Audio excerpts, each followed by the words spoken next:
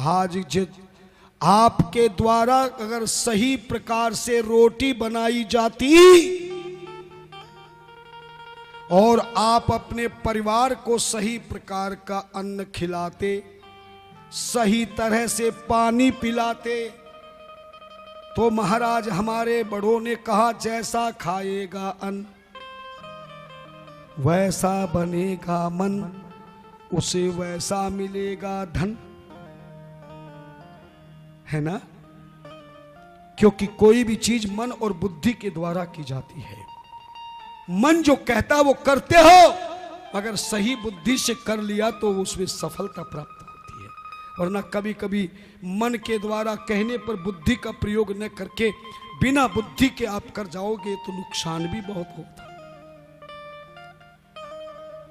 रोटी बनाना है अगर चूल्हे पर तो नोट कर ले अपनी डायरी में, मेरी माता बहन और बेटियों को कह रहा, और कभी भी जिस आटे को पानी से रोटी बनाने के लिए गौंद लिया है उसको कभी दोपहर के समय में आटे को बचा कर नहीं रखना चाहिए। समय कम है, वरना तो एक एक श्लोक की परिभाषा तुम्हें देता। केवल इतना समझ लीजिए, जिसके घर में दोपहर के रोटी बनाने के गुंदे हुए आटे को फ्रिज में रख दिया गया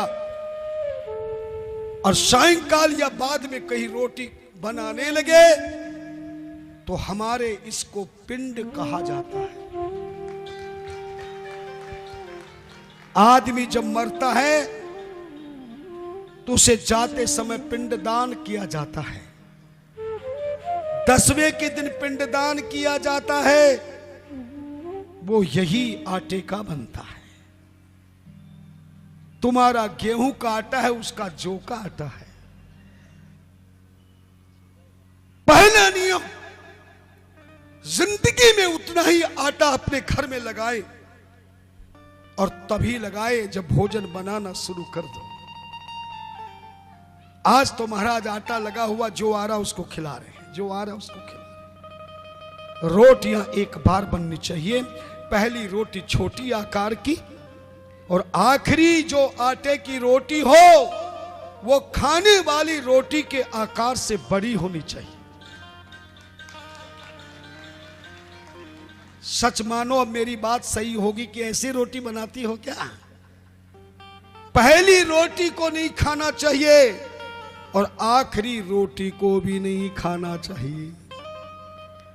लेकिन यहां तो सुबह बच्चा स्कूल जा रहा तो पहली रोटी बच्चे को ही दे देते हैं और आखिरी रोटी घर वाले को देते हैं, क्योंकि वो देर से आता दुकान से। वो क्या करे, आटा लगा के रख रखा।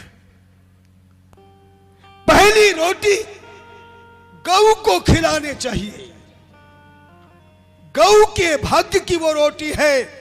और आखिरी रोटी किसी मांगने वाले को, दरिद्र को दो, अनाथ को दो, फकीर को दो, या फिर प्रतिदिन कुत्ते को खिलाओ। लेकिन रोटी बनाने से पहले चाहे तुम नाश्ते की रोटी बनाओ, पराठे बनाओ, पूरी बनाओ, जैसे ही तवा रोटी के लिए गर्म हो, रोटी डालने से पहले उस तवे पर थोड़ा सा जल छिड़क देना चाहिए। जैसे पंडित जी पूजा कराने से पहले सबसे पहले तुम पर पवित्र पवित्रो वा सर्वस्थांग, है ना।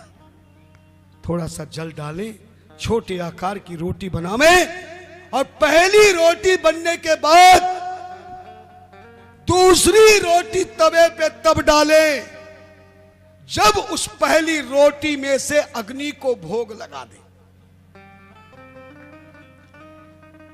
छोटी रोटी बनाकर उसमें घी लगा के जरा मीठा लेकर, वैसे तो कंडे की आग, उपला छाना, गोबर का जो बनता है, आप क्या बोलते हैं उसको, थापड़ी, कई भाषाओं में बोलते हैं। कंडे की थोड़ी आग बनाकर के 5 बार टुकड़े घी मीठे के अग्नि में दे के थोड़ा जल छोड़ना चाहिए अग्नि से बाहर। मगर रोज अगर अग्नि ना बना सके तो पहली रोटी में तिल के समान, तिल देखा, तिल, तिल के समान छोटे छोटे एक एक टुकड़ा तोड़कर घी में भिगोकर आप गैस के चूल्हे पर ही अग्नि में चढ़ा दे 5 बार। वो भी तो अग्नि है। इससे तुम्हारा चूल्हा खराब नहीं होगा, लेकिन टुकड़े केवल तिल के समान नहीं। और 5 टुकड़ों को अग्नि में भोग लगाते समय केवल एक छोटा सा मंत्र बोल लेना। मैं आपको वचन देता हूं, मेरे 25 साल का नियम है, जिसके घर में इस मंत्र को बोलकर अग्नि में पहली रोटी के तिल के समान घी में मीठे में भिगो करके रोटी का भोग लग जाएगा और पहली रोटी गौ को खिला दी जाएगी, आखिरी रोटी कुत्ते को या भिखारी या मांगने वाले को खिला दी जाएगी, उस घर में जिंदगी में कभी रोग पैदा नहीं होगा।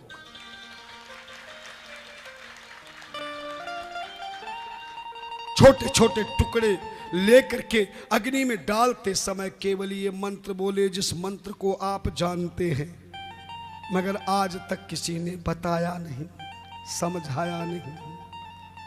ओम भूर्भुवः स्वः स्वाहा, बस ये मंत्र है।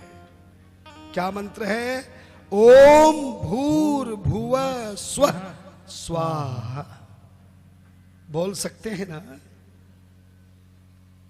5 टुकड़े गैस के चूल्हे की जलती अग्नि में डाल दें या अलग से कंडे की आग बनाकर 5 बड़े बड़े टुकड़े घी मीठे का भोग लगाएं, फिर थोड़ा सा हाथ में जल लेके गैस के चूल्हे के आगे छोड़ दें। इस रोटी को गौ के लिए रख दे, रोज दे सके तो दे, अगर रोज भी ना दे सके तो इकट्ठी कर ले, हवा में रखे इनको ताकि सूख भी जाए, किसी गौशाला में पहुंचा दे या कभी गौ माता आ जाए। एक गौ को रोटी खिलाने से 33 कोटि देवता तुम पर कृपा करेंगे। गौ माता के शरीर में 33 कोटि देवताओं का निवास है। और कुत्ते को खिलाने से पितरों की दोष समाप्त हो जाएगा, ऊपरी पराई टोना टोटका सब दूर हो जाएगा। लेकिन आटा बचा करके ना रखें।